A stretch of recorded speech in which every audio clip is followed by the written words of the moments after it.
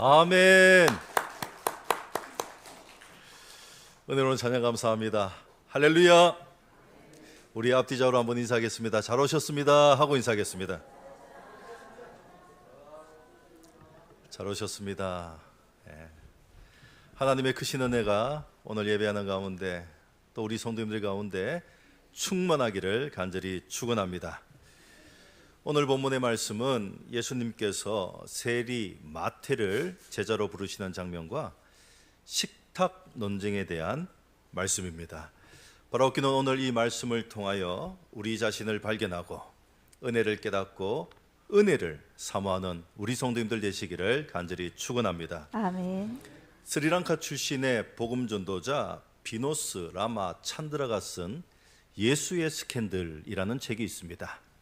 그는 이 책에서 주장하기를 예수의 일생은 온통 스캔들로 가득 찼다라고 주장합니다. 물론 여기서 말하는 스캔들은 우리가 알고 있는 추문이나 부끄러운 소문, 이것을 말하는 것이 아닙니다.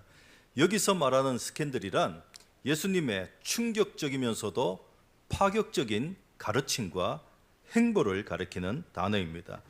성도 여러분, 예수님은 출생부터 시작해서 그의 공생의 모든 사역과 예수님의 십자가 죽으심과 부활하심, 승천하심, 이 모든 행보가 스캔들이었습니다. 그래서 예수님이 일으키는 스캔들은 사람들에게 있어서 언제나 충격이었고 항상 사회에 반향을 일으켰습니다. 가령 예수님은 하나님을 아버지라고 했습니다. 성도 여러분, 이것은 당시 사회에서 대단한 충격이었고 파문이었습니다. 왜냐하면 당시에 어떤 사람도, 그 어떤 사람들도 하나님을 아버지라 부를 수가 없었기 때문이었습니다. 또한 예수님은 안식일의 규례를 어겼고 사회적 금기 대상이었던 세리와 죄인과 이방인, 나아가 나병 환자까지도 서슴지 않고 접촉하셨습니다. 또한 당시 지도자로서 절대 권력에 앉아있던 이 바리새인들과 서기관들을 향하여 회칠한 무덤이라 질타하셨습니다. 아울러 버젓이 로마가 지배하던 시대에 하나님 나라가 임했다 하고 선포하셨습니다. 그러므로 예수님의 행보와 가르침은 그야말로 파격적이었고 많은 사람들의 입에 오르내리는 이야깃거리와 논쟁거리가 되었고 그 중심에는 항상 예수님이 계셨습니다. 이런 배경과 이해를 가지고 오늘 본문을 보노라면 오늘 본문의 사건 역시도 예수님의 파격적인 행보 스캔들입니다.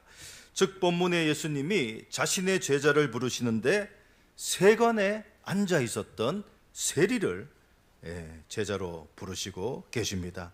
성도 여러분, 당시 세리가 누구입니까?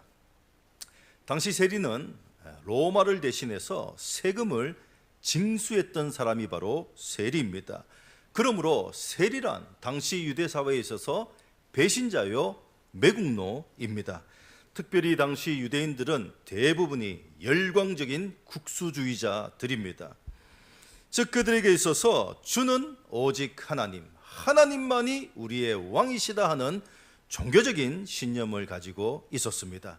그래서 하나님 외에 어떤 인간의 지배자에게 세금을 바친다 하는 것은 하나님의 특권을 침해하는 것이자 하나님을 모독하는 행위라 생각했습니다. 그렇다면 이런 부정한 일을, 이런 천벌을 받을 만한 죄악된 일을 누구도 아닌 이 동족이란 사람이 하고 있으니 과연 사람들이 어떻게 생각했겠습니까? 그를 사람 취급도 하지 않고 개라고 여겼습니다. 그렇지 않습니까? 우리도 일제시대 때에 일본 앞잡이들, 이들을 우리가 어떻게 생각했습니까? 사람이나 취급했습니까? 금수로 취급했습니다. 그래서 이 일본 앞잡이들이 교회에 몰래 잠입해서 교회에 앉아 있노라면 그때 목사님께서 이렇게 말씀하셨다고 합니다. 오늘 교회에 오는 길에 개나리가 활짝 피었습니다 하는 거예요. 무슨 말씀입니까? 여기 개나리, 이 개나리가 바로 일본 앞잡이들, 일본 놈들이라는 거예요. 그래서 일본 앞잡이들이 교회에 앉아 있으니 주의하시라 하는 말씀입니다. 그러므로 예수님 당시에도 이 세리들을 죄인들, 즉 강도와 살인자와 한 종류로 여겼고, 나아가 불결한 짐승이나 부정한 물건과 동일하게 취급했습니다. 그래서 세리가 되면은 이스라엘 안에서는 장가를 못 갑니다. 장가를 못 가니까 이들은 이방인과 창기와 어울려야만 했습니다. 그래서 성경에 세리라고 하면 곧장 죄인이 등장하는데, 여기에 죄인이 바로 창기들입니다. 그러므로 세리는 성전과 회당에 출입하지 못합니다. 법정에 증인으로 설 수도 없습니다. 왜요? 죄인이기 때문입니다. 나아가 가족 중에 어느 한 사람이라도 세리가 되면은 가족 전체가 부정한 자로 취급을 받아야만 했습니다. 그런데 오늘 예수님은 이런 자, 이런 마태를 찾아가십니다. 왜요? 제자로 부르시기 위함입니다. 그래서 그곳을 지나가시며 세간에 앉아있는 마태를 보시고는 이르시되 나를 따르라 하셨습니다. 그야말로 스캔들, 파격적인 행보입니다. 그렇지 않습니까? 만약에 성도님들이 예수님이라고 한다면, 만약에 성도님들이 선생이라 스승이라 한다면, 성도님들은 누구를 부를 것이며 누구를 제자로 삼겠습니까? 적어도 저는 똘똘한 사람을 제자로 삼겠습니다. 적어도 저는 싹수가 있는 사람, 순종하는 사람, 배우고자 하는 열의가 있는 사람을 제자로 부르겠습니다. 적어도 저는 의리 있는 사람을 제자로 삼겠습니다. 다시 말해 동족의 배신자, 비난을 받고 있는 자, 이런 사람이 아닌 누구나가 볼 때 야, 과연 그 스승의 그 제자이다 하는 이런 말을 들을 만한 자를 제자로 삼겠다 하는 말씀입니다. 이것은 저와 성도님들도 다를 바가 없을 것입니다. 그런데 오늘 예수님은 누구를 부르시고 계십니까? 세리를 부르십니다. 죄인을 부르십니다. 매국노, 배신자를 부르고 있는 거예요. 다시 말해 항상 여론의 질타를 받을 만한 사람, 어딜 가나 꼬투리가 잡히고 어딜 가나 해명을 해야 하는 사람, 비난을 감수해야만 하는 사람을 지금 제자로 부르시고 계시는 거예요. 그러나 성도 여러분, 오늘 우리가 기억해야 할 것은 오늘 예수님의 이 부르심이 단순히 마태를 부르고 계심이 아니라는 사실입니다. 즉 마태를 부르심이 오늘 저와 여러분들, 저와 성도님들의 부르심이었다 하는 사실입니다.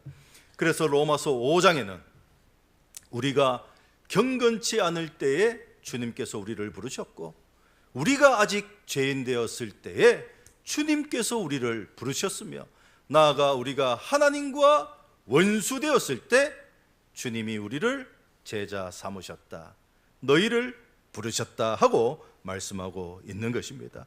성도 여러분, 오늘 우리 모두는 주님께 떳떳한 사람이 아니었습니다. 주님께서 자랑할 만한 사람이 아니었습니다. 늘 주님께 송구한 사람, 늘 주님께 부끄러운 사람, 늘 주님을 부끄럽게 했던 이러한 사람들입니다. 다시 말해 오늘 마태와 같은 자들이 바로 저와 여러분들이었다 하는 말씀입니다.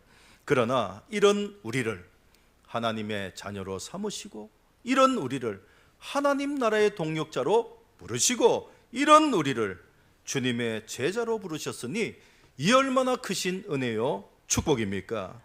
바라옵기는 오늘 우리가 이 사실을 명심하시기를 축원합니다. 그래서 이 은혜와 이 감격 가운데 은혜와 감사로 살아가시는 우리 성도님들 되시기를 축원합니다. 특별히 오늘 본문에 보면 예수님이 마태를 부르실 때에 나를 따르라 단 한마디, 나를 따르라, 이 말씀이 전부입니다. 그러할 때 놀랍게도 마태는 일어나 따르니라, 곧장 일어나 예수님을 따랐습니다. 자, 저는 이 말씀을 붙잡고 이 장면을 보면서 한동안 고민하고 묵상해 보았습니다. 묵상할 때 마태의 심정을 느꼈습니다. 즉 그가 얼마나 외로운 사람이었는지, 그가 얼마나 공허한 사람이었는지, 그가 얼마나 자신의 삶을 피관하며 살고 있는 사람이었는지, 그가 얼마나 구원이 절실히 필요한 사람이었는지 뼈저리게 느껴졌습니다. 성도 여러분, 오늘날 우리는 착각 속에 살아갑니다. 즉 돈만 있으면 행복할 것이다 하는 착각입니다. 그러나 조금만 생각하면, 인생을 조금이라도 살아본 사람은 이것이 아니다 하는 사실을 잘 압니다. 그러나 여전히 우리는 돈만 있으면, 돈이 많으면 행복할 것이다 하고 생각합니다. 오늘 마태가 그랬어요. 그래서 마태는 세리가 되었습니다. 그래서 마태는 아침에 눈을 뜨자마자 돈을 세웠고, 잠을 자는, 눈을 감는 그 순간까지 돈을 세웠습니다. 그러나 그가 행복했습니까? 행복하지 못했습니다. 즉 돈은 있었지만 사람들과의 관계가 없었고, 자리는 있었지만 소속은 없었으며, 웃음은 있었을지 몰라도 기쁨은 그의 인생에 없었다. 기쁨이 없는 인생이었다 하는 말씀입니다. 그래서 그는 늘 생각했습니다. 이렇게 사는 것이 맞는가? 나는 왜 이렇게 되었는가? 그러므로 마태는 공허한 사람, 돌이킬 수 없는 길 위에 서 있는 사람, 돌아갈 길이 보이지 않는 사람, 누구보다 절실히 구원이 필요한 사람이었습니다. 바로 그때 예수님이 보시고 그를 찾아오셨습니다. 성도 여러분, 지금 마태가 예수님을 본 것이 아닙니다. 마태가 지금 예수님을 찾아온 것이 아닙니다. 예수님께서 마태를 보시고 예수님께서 마태를 찾아오셨습니다. 그리고 하시는 말씀이 나를 따르라. 그러할 때 마태가 어떻게 했습니까? 잠시만요 하지 않았습니다. 누가복음에 나오는 어떤 제자와 같이 나로 먼저 아버지로 장사하게 하소서, 나로 먼저 부모님께 인사하게 하소서 하지 않았습니다. 놀랍게도 나를 따르라, 그 말이 떨어지기도 무섭게 일어나 따르니라. 성도 여러분, 오늘날 우리들도 마음이 심란할 때, 머리가 복잡하고 혼란스러울 때, 그래서 누군가가 불쑥 찾아와서는 나가자 하면 어떻게 합니까? 애들 말로 오카이 기다려 하고 당장 나가지 않습니까? 마태가 그랬다는 거예요. 성도 여러분, 예수님은 이 마태를 아십니다. 벌써부터 아셨습니다. 그가 얼마나 공허한지, 그 마음이 얼마나 심란한지, 그가 얼마나 구원이 필요한지 예수님은 아십니다. 그래서 예수님께서 마태를 찾아가셨는데, 이 마태는 지금 마치 절벽의 끝자락에 서 있는 사람과 같고, 마치 거친 풍랑 속에 홀로 허우적거리는 사람들과 같고, 드넓은 광야에 홀려 버려진 사람. 그래서 이 순간 누군가가 지나가지 않으면은, 이 순간 누군가가 불러주지 않으면은, 이 순간 누군가가 내 손을 붙잡아 주지 않으면은 당장이라도 곧장이라도 죽을 사람이었다 하는 말씀입니다. 그래서 예수님이 어떻게 했습니까? 예수님 역시도 너 힘들지 하지 않았습니다. 예수님께서 마태야 너 왜 거기에 앉아있니? 하지 않으셨습니다. 단번에 나를 따르라, 곧장 내 손을 잡으라 하신 것입니다. 그러할 때 마태는 오카이 유레카 할렐루야 하고는 예수님의 손을 단번에 붙잡고 일어선 것입니다. 성도 여러분, 제가 성경을 볼 때 오늘 이 마태는 다른 어떤 제자들보다 누구보다도 많은 것을 버린 사람입니다. 그렇지 않습니까? 베드로와 어부들은 돌아갈 자리가 있었습니다. 그래서 예수님께서 십자가에 죽으셨을 때 그들은 고향으로 돌아가 배를 타고 고기를 잡았던 거예요. 그러나 마태는 이제 돌아갈 자리가 없습니다. 지금 일어나면 그 길로 끝이에요. 다시는 영원히 이 자리로 돌아올 수가 없습니다. 그러므로 마태는 그야말로 모든 것을, 한순간에 모든 것을 버린 사람입니다. 그만큼 영원히 공허한 사람, 그만큼 구원이 절실히 필요한 사람이 마태였다 하는 말씀입니다. 그래서 마태가 어떻게 합니까? 예수님을 자신의 집에 모시고는 잔치를 벌이지 않습니까? 즉 마태에게 예수님은 고마운 사람, 내 목숨을 구해준 사람, 생명의 은인, 구원자였다 하는 말씀입니다. 그래서 마태는 곧장 잔치를 벌이고는 예수님을 초대하고 자신의 친구들까지도 초청합니다. 왜요? 나 같은 사람도 살았다면은 내 친구들도 살아야 한다 하는 이 마음입니다. 그래서 마태는 자기 집을 열고 자기의 삶을 열고 자기 사람을 불러서 예수님을 소개했던 것입니다. 성도 여러분, 오늘 마태는 예수님을 만난 후에 새 사람, 새 인생이 되었습니다. 바로 웃기는 오늘 우리도 부르심으로 끝나는 인생이 아니라 응답하는 인생, 표현하는 인생, 나누고 베풀고 구원하는 인생들이 되시기를 축원합니다. 아멘. 그러할 때 이 11절에 어떤 일이 일어납니까? 우리 11절 말씀 스크린 보시고 함께 봉독해 보십시다. 시작. 바리새인들이 보고 그의 제자들에게 이르되 어찌하여 너희 선생은 세리와 죄인들과 함께 잡수시느냐? 즉 바리새인들이 이 식사하는 장면, 이 장면을 목격한 거예요. 그래서 어찌하여 너희 선생은 세리와 죄인들과 함께 잡수시느냐? 물론 성경은 고상한 말로 표현한 거예요. 그러나 모르긴 몰라도 잘들 놀고 있네, 잘 돌아가는 집안이다, 그 스승의 그 제자이다, 하여튼 별의별 비난이 그들의 입에서 다 나왔을 거예요. 왜요? 이 장면이 그들에겐 너무나 충격적인 장면이었기 때문입니다.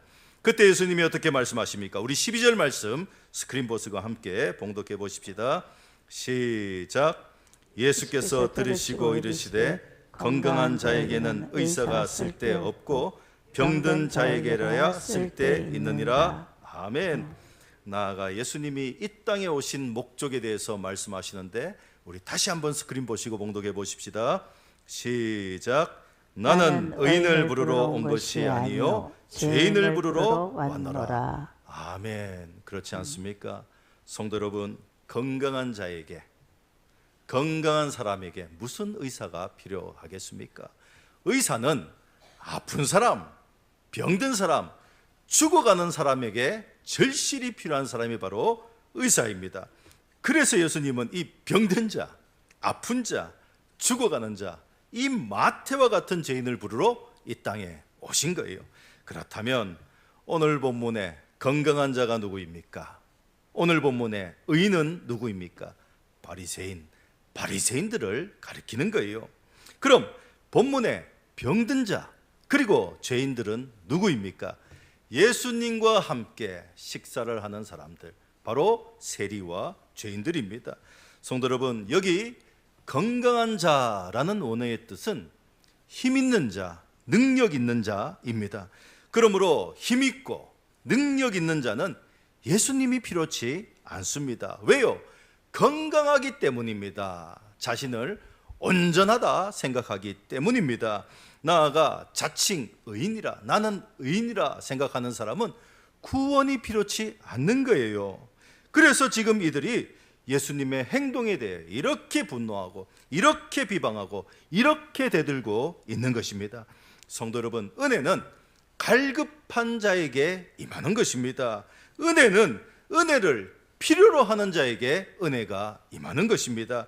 즉 자신이 병들었다는 것을 아는 사람, 자신이 죄인임을 인정하는 사람, 이런 사람에게 예수님은 찾아오시고 이런 사람에게 예수님은 은혜를 베푸신다 하는 말씀입니다. 그렇다면 오늘 성도님들은 지금 건강한 자로 오셨습니까? 아니면 병든 자로 오셨습니까? 의인으로 오셨습니까? 죄인으로 오셨습니까?